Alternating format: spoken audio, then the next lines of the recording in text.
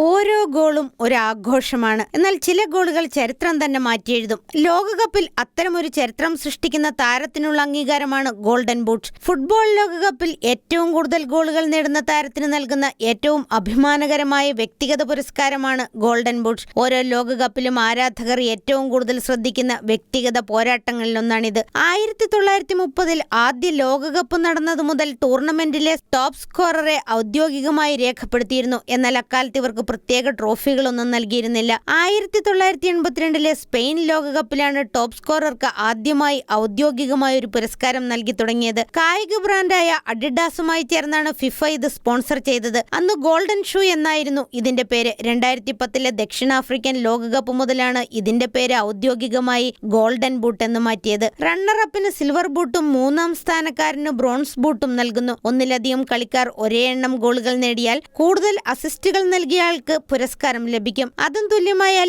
ഏറ്റവും കുറഞ്ഞ മിനിറ്റുകൾ മാത്രം കളിച്ച താരത്തെ വിജയിയായി പ്രഖ്യാപിക്കും. 1930 മുതൽ നടന്ന ലോകകപ്പുകളിൽ നിന്നായി ഇതുവരെ 30ഓളം കളിക്കാർ ടോപ്പ് സ്കോറർമാർക്കുള്ള ഈ പുരസ്കാരം സ്വന്തമാക്കിയിട്ടുണ്ട്. ചില ലോകകപ്പുകളിൽ ഒന്നിലധികം കളിക്കാർ സംയുക്തമായി ഈ നേട്ടം പങ്കിട്ടിട്ടുണ്ട്. 1962 6 കളിക്കാരും 1994 2 കളിക്കാരും ഒരേപോലെ ടോപ്പ് സ്കോറർമാരായി. ഒരു ടൂർണമെന്റിൽ ഏറ്റവും കൂടുതൽ ഗോളുകൾ നേടി ഗോൾഡൻ ബൂട്ട് സ്വന്തമാക്കിയ റെക്കോർഡ് ഫ്രാൻസിന്റെ ജസ്റ്റ് ഫോണ്ടെയിന്റെ പേരിലാണ്. 1958 ലോകകപ്പിൽ അദ്ദേഹം അടിച്ചുകൂട്ടിയത് 13 ഗോളുകളാണ്. ഫിഫ ലോകകപ്പിലെ ആദ്യത്തെ ഔദ്യോഗിക ഗോൾഡൻ ഷൂ പുരസ്കാരം നേടിയത് ഇറ്റലിയുടെ ഇതിഹാസ താരം പൗലോ റോസിയാണ്. 1982 സ്പെയിനിൽ നടന്ന ലോകകപ്പിൽ 6 ഗോളുകൾ നേടിയാണ് അദ്ദേഹം ഈ നേട്ടം സ്വന്തമാക്കിയത്. ആ വർഷം ഇറ്റലിയെ ലോക കിരീടത്തിലേക്ക് നയിച്ചതും റോസിയുടെ മികച്ച പ്രകടനമായിരുന്നു. എന്നാൽ ഈ പുരസ്കാരത്തിന് ഔദ്യോഗികമായി ഗോൾഡൻ ഷൂ എന്ന് പേരിടുന്നതിന് മുൻപുള്ള ചരിത്രം പരിശോധിച്ചാൽ അർജന്റീനയുടെ ഗില്ലർമോ സ്റ്റാബിൽ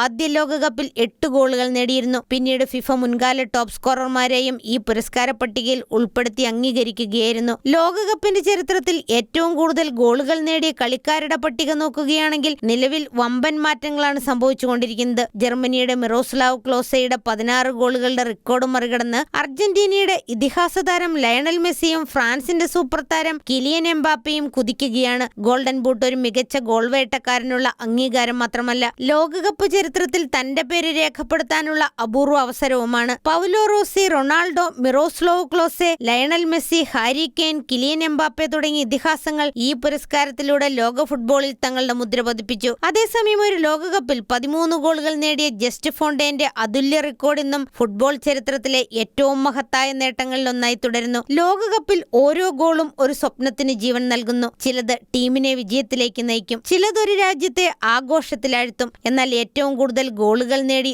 ലോകത്തിന്റെ നെറുകയിലെത്തുന്ന ഒരേ ഒരു താരത്തിനാണ് ഗോൾഡൻ ബൂട്ട് സ്വന്തമാകുന്നത്. അത് വെറും ഒരു പുരസ്കാരമല്ല, ഫുട്ബോൾ ചരിത്രത്തിൽ സ്വർണ്ണാക്ഷരങ്ങളിൽ എഴുതപ്പെടുന്ന ഒരു മഹാ അധ്യായമാണ്. ലോകകപ്പുകൾ മാറാം, ചാമ്പ്യന്മാർ മാറാം, പക്ഷേ ഗോൾഡൻ ബൂട്ട് ജേതാക്കൾ ചരിത്രത്തിൽ എന്നും അമരന്മാരായിരിക്കും. Sports desk, Shekinah news.